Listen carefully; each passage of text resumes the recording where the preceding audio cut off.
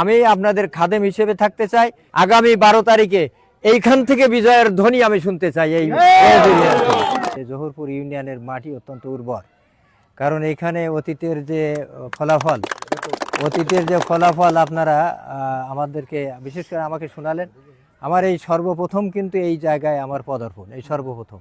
এইখানে নির্বাচন করতে হলে আপনাদের মানে টোটাল আপনাদেরকে দায়িত্ব নিয়েই করতে হবে।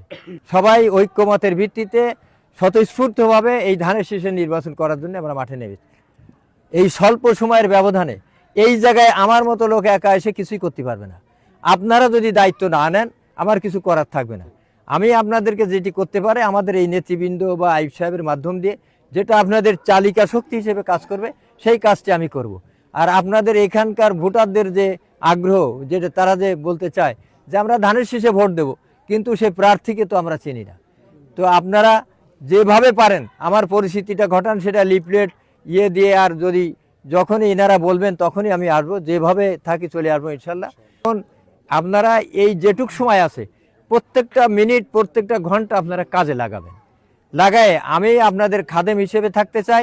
এবং আমি এই কথা বলে মানে সমাপ্তি টানতে চাই, সেটা হচ্ছে যে এই জোহরপুর ইউনিয়নের অতীতের যে ফলাফল আপনারা এখানে বলেছেন, আগামী 12 তারিখে এইখান থেকে বিজয়ের ধ্বনি আমি শুনতে চাই এই এবং সেটা আপনাদের নেতৃত্বে, আপনাদের বিজ্ঞতা, প্রাজ্ঞতা, আপনাদের বিচক্ষণতা দিয়েই আপনারা এই অল্প সময় সমস্ত ভোটারদেরকে উৎসাহিত করে উজ্জীবিত করে আপনারা এই ভোট সংগ্রহ করবেন, এই প্রত্যাশা ব্যক্ত করে আপনাদের মনের মাঝে আছি আমি।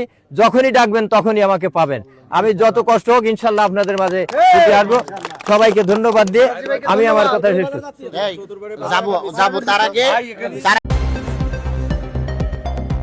সত্যের সন্ধানে দক্ষিণ বাংলা।